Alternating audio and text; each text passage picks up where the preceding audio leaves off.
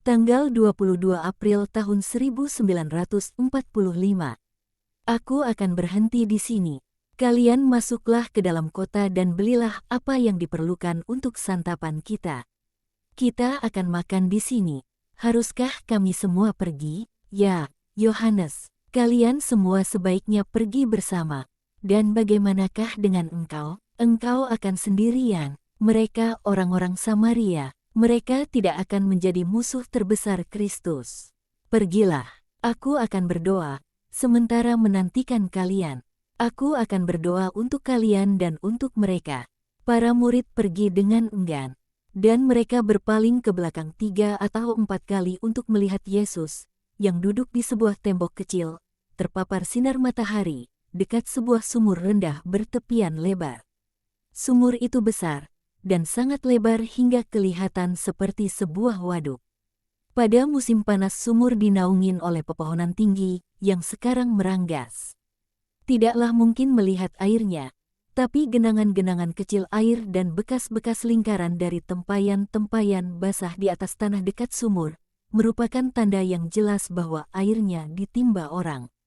Yesus duduk dan bermeditasi. Dalam sikap biasanya, sikunya beristirahat di atas lututnya, kedua tangannya terulur dan terjalin dalam doa, tubuhnya agak condong ke depan dan kepalanya tertunduk. Ketika ia merasakan kehangatan lembut sinar matahari, ia menurunkan mantolnya dari kepala dan pundaknya dan melilitkannya sekeliling pinggangnya.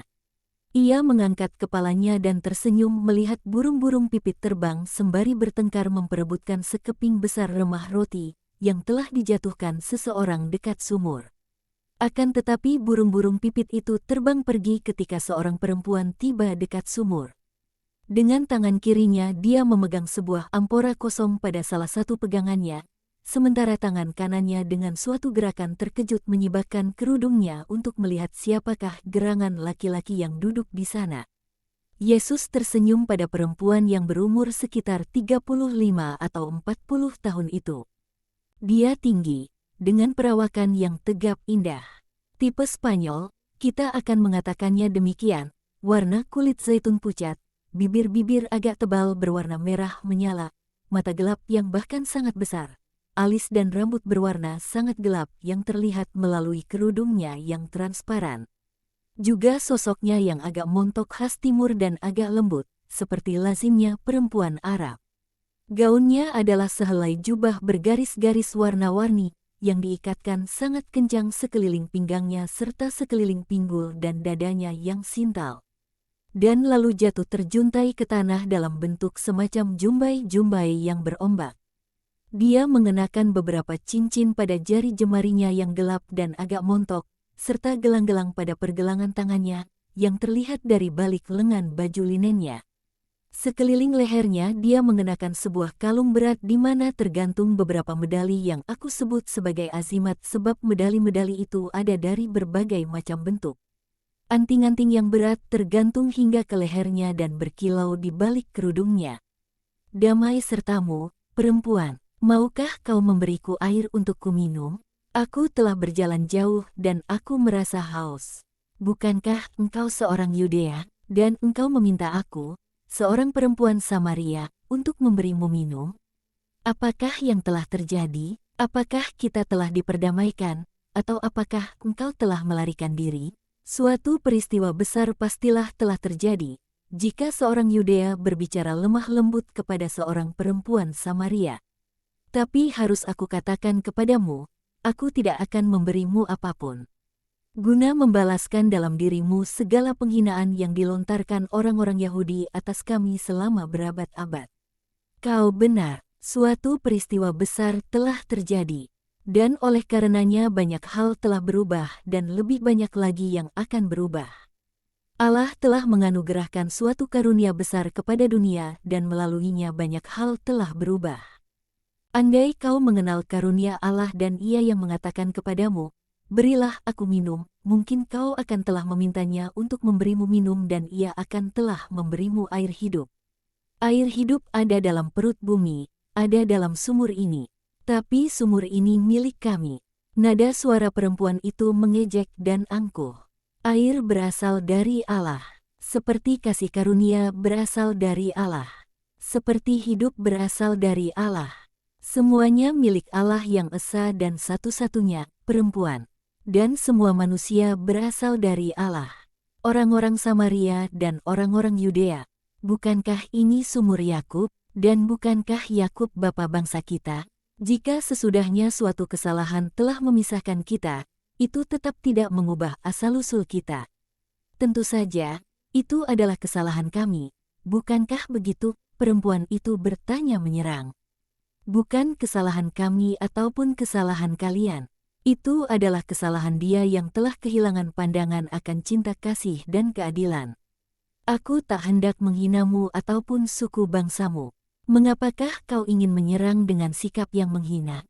Engkau adalah satu-satunya orang Yudea yang aku dengar berbicara demikian. Yang lainnya, tapi kembali ke masalah sumur, ya, ini sumur Yakub dan airnya begitu berlimpah dan jernih hingga kami di Sihar lebih memilihnya dibandingkan sumber-sumber mata air lainnya. Tapi sumur ini sangat dalam. Engkau tidak punya baik ampora ataupun timba. Oleh karenanya, bagaimana engkau dapat menimba air hidup untukku? Apakah engkau lebih besar dari patriark Yakub kami yang kudus, yang membangun sumur berlimpah ini untuk dirinya sendiri? Anak-anaknya dan ternak-ternaknya serta meninggalkannya bagi kami sebagai kenang-kenangan dan hadiah. Kau benar, tapi barang siapa minum air ini akan haus lagi. Aku, sebaliknya, mempunyai air dan barang siapa yang meminumnya tidak akan haus lagi. Tapi air itu hanya milikku, dan aku akan memberikannya kepada barang siapa yang memintanya dariku. Dan dengan sungguh-sungguh aku katakan kepadamu bahwa barang siapa memiliki air yang aku berikan kepadanya, akan selalu puas dan tidak akan pernah haus lagi, sebab airku akan menjadi mata air abadi yang pasti. Apa? Aku tidak mengerti. Apakah engkau seorang tukang sulap? Bagaimana seorang manusia dapat menjadi sebuah sumur? Seekor unta minum dan menyimpan suplai air dalam perutnya yang besar. Tapi dia lalu meminumnya dan air itu tidak habis sepanjang hidupnya. Dan engkau katakan bahwa airmu bertahan sepanjang hidup, bahkan lebih lama, air itu bertahan hingga hidup yang kekal. Dalam diri mereka yang meminumnya, air itu akan memancar hingga hidup yang kekal dan akan memberikan benih-benih hidup kekal, sebab air itu adalah sumber mata air kesehatan. Berilah aku sedikit air itu, jika engkau sungguh memilikinya. Aku letih datang kemari. Jika aku memilikinya, aku tidak akan haus lagi dan aku tidak akan pernah sakit ataupun menjadi tua. Apakah itu satu-satunya hal yang meletihkanmu? Tidak ada yang lain, dan kau merasakan hanya kebutuhan menimba air untuk minum dan memuaskan tubuhmu yang malang? Renungkanlah itu, ada sesuatu yang lebih penting dari tubuhmu, jiwamu. Yakub tidak berupaya mendapatkan hanya air bumi untuk dirinya sendiri dan anak-anaknya. Dia antusias untuk menjadi kudus dan untuk mewariskan kekudusan, air Allah. Kalian menyebut kami orang-orang yang tidak mengenal Allah. Jika apa yang engkau katakan benar, maka kami tak dapat menjadi kudus. Nada suara perempuan itu tidak lagi lancang dan ironis dan dia patuh dan agak bingung. Juga seorang yang tidak mengenal Allah dapat menjadi saleh. Dan Allah, yang adil, akan mengganjarinya atas perbuatan baik yang sudah dia lakukan. Bukan suatu ganjaran yang sepenuhnya, tetapi dapat aku katakan kepadamu bahwa antara seorang percaya yang bersalah dan seorang tidak mengenal Allah yang tak berdosa, Allah akan memandang pada yang terakhir dengan lebih lembut. Dan jika kau tahu bahwa kau demikian, mengapakah kau tidak datang kepada Allah yang benar? Siapakah namamu? Potinai. Baik, katakan padaku, Potinai, apakah kau menyesal bahwa kau tak dapat merindukan kekudusan sebab kau seorang yang tidak mengenal Allah, seperti katamu, atau sebab kau terperangkap dalam suatu kesalahan lama, seperti yang aku katakan? Ya, aku menyesal. Baik, lalu, mengapakah kau tidak hidup setidak-tidaknya sebagai seorang tidak mengenal Allah yang saleh? Tuhan, ya, dapatkah kau menyangkalnya? Pergilah dan panggillah suamimu dan kembalilah kemari bersamanya. Aku tidak punya suami. Rasa malu perempuan itu semakin meningkat. Kau sudah mengatakan kebenaran. Kau tidak punya suami, tapi kau telah memiliki 5 orang laki-laki dan yang kau memiliki seorang laki-laki yang bukan suamimu bersamamu sekarang. Apakah itu perlu? Juga agamamu mengutuk percabulan. Kalian memiliki dekalog juga. Jadi, mengapakah Potinai, kau hidup seperti itu? Tidakkah kau letih dieksploitasi menjadi daging untuk semua orang?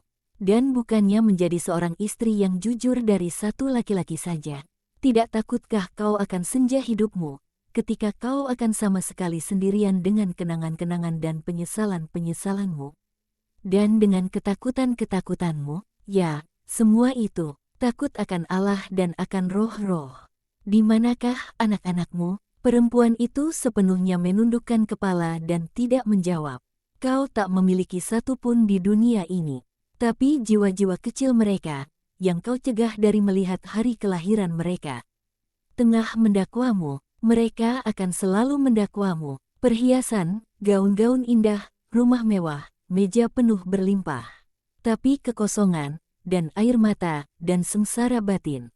Kau menyedihkan, Potinai. Dan hanya melalui tobat yang tulus, melalui pengampunan Allah dan sebagai konsekuensinya melalui pengampunan anak-anakmu, kau akan dapat menjadi kaya kembali. Tuhan, aku tahu bahwa Engkau adalah seorang nabi, dan aku sangat malu. Dan ketika kau tengah melakukan perbuatan-perbuatan jahat, tidakkah kau malu akan dirimu sendiri di hadapan Bapa yang ada di surga? Janganlah menangis karena kepedihan di hadapan manusia. Kemarilah, Potinai, ke dekatku. Aku akan berbicara kepadamu mengenai Allah. Mungkin kau tidak mengenalnya dengan baik. Dan itulah sebabnya mengapa kau begitu sesat. Andai kau mengenal Allah yang benar dengan baik, kau tidak akan begitu merendahkan dirimu sendiri. Ia mungkin telah berbicara kepadamu dan menopangmu. Tuhan, nenek moyang kami menyembah di atas gunung ini. Engkau mengatakan bahwa orang harus menyembah hanya di Yerusalem. Tapi engkau katakan bahwa hanya ada Allah yang satu. Bantulah aku untuk melihat apa yang harus aku lakukan dan di mana. Perempuan, percayalah padaku. Tak lama lagi Bapa akan disembah entah di atas gunung di Samaria ataupun di Yerusalem. Kalian menyembah Ia yang tidak kalian kenal. Kami menyembah Ia yang kami kenal. Sebab keselamatan berasal dari bangsa Yudea. Aku mengingatkanmu akan para nabi, tapi saatnya akan tiba, bukan, saatnya telah tiba, ketika penyembah-penyembah benar akan menyembah Bapa dalam roh dan kebenaran, tidak lagi menurut ritus kuno, melainkan menurut ritus yang baru, di mana tidak akan ada kurban binatang yang dilalap api. Akan ada kurban abadi dari kurban tak bercela yang dilalap api cinta kasih. Itu akan menjadi suatu penyembahan rohani dalam sebuah kerajaan rohani. Dan itu akan dipahami oleh mereka yang dapat menyembah dalam roh dan kebenaran. Allah adalah roh. Mereka yang menyembahnya harus melakukannya secara rohani. Engkau mengatakan hal-hal yang kudus. Aku tahu, sebab kami juga tahu sesuatu, bahwa Mesias akan datang. Mesias, Ia yang disebut juga Kristus. Ketika Ia datang, Ia akan mengajarkan segalanya kepada kami. Tak jauh dari sini juga ada Dia yang disebut sebagai perintis jalannya. Dan banyak orang pergi dan mendengarkannya.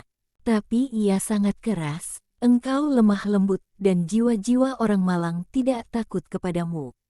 Aku pikir bahwa Kristus pastilah akan sangat baik. Mereka mengatakan bahwa Ia adalah Raja Damai.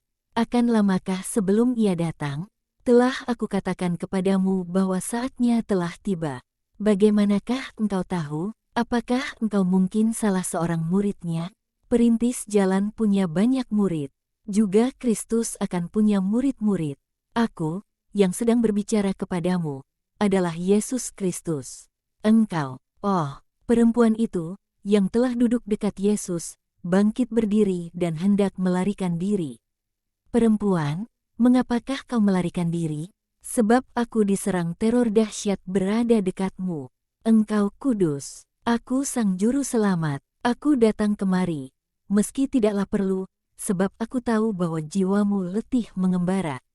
Kau jijik dengan makananmu. Aku telah datang untuk memberimu makanan yang baru, yang akan mengenyahkan kemuakan dan keletihanmu.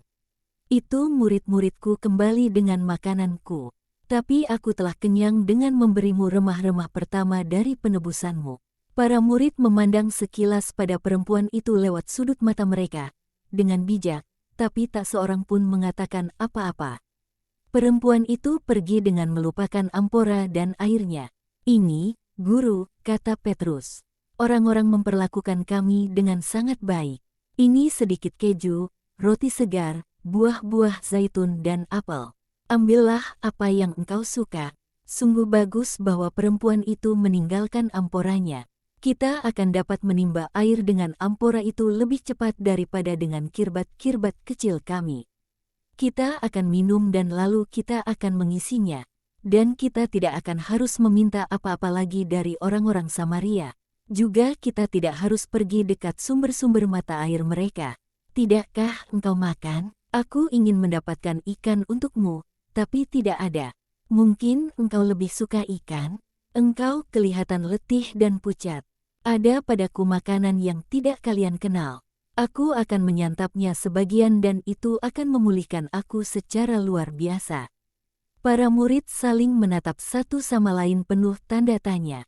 Yesus menjawab pertanyaan bisu mereka, "Makananku adalah untuk melakukan kehendak Ia yang mengutus aku dan untuk menyelesaikan karya yang Ia kehendaki aku selesaikan." Ketika seorang penabur menaburkan benih, dapatkah dia mengatakan bahwa dia telah melakukan semuanya dan dengan demikian menyatakan bahwa dia dapat menuai panenan? Sudah pasti tidak. Betapa banyak lagi yang masih perlu dilakukan sebelum dia dapat mengatakan, "Pekerjaanku selesai." Dan dia tidak dapat beristirahat hingga saat itu. Lihatlah ladang-ladang kecil ini dalam terang sinar mentari tengah hari. Baru sebulan yang lalu, bahkan kurang dari sebulan yang lalu, tanahnya gundul dan gelap sebab basah oleh air. Sekarang lihatlah, tanah kelihatan seolah dilapisi oleh selubung cahaya keputih-putihan, sebab banyaknya tunas-tunas gandum berwarna hijau sangat pucat, yang baru saja muncul dan kelihatan bahkan terlebih putih karena terangnya sinar matahari. Itulah panenan mendatang dan melihatnya kalian akan berkata, akan tiba musim panen 4 bulan mendatang.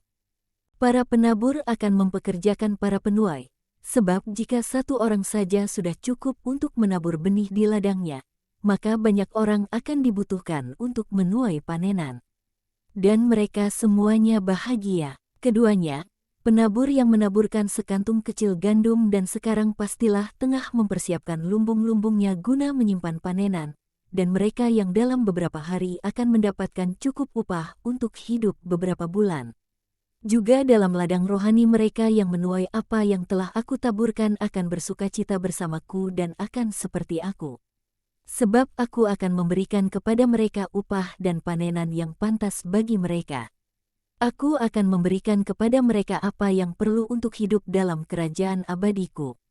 Kalian hanya perlu menuai. Aku telah mengerjakan pekerjaan yang terberat. Dan meski begitu, aku katakan kepada kalian, ayo, tuailah panenan dalam ladangku. Aku gembira bahwa kalian membebani diri kalian dengan berkas-berkas gandumku. Ketika kalian telah menuai semua gandum yang aku, tanpa kenal lelah, telah taburkan di mana-mana. Maka kehendak Allah akan digenapi dan aku akan duduk di perjamuan dalam Yerusalem surgawi. Itu orang-orang Samaria datang bersama Potinai. Bersikaplah ramah terhadap mereka. Mereka adalah jiwa-jiwa yang datang kepada Allah.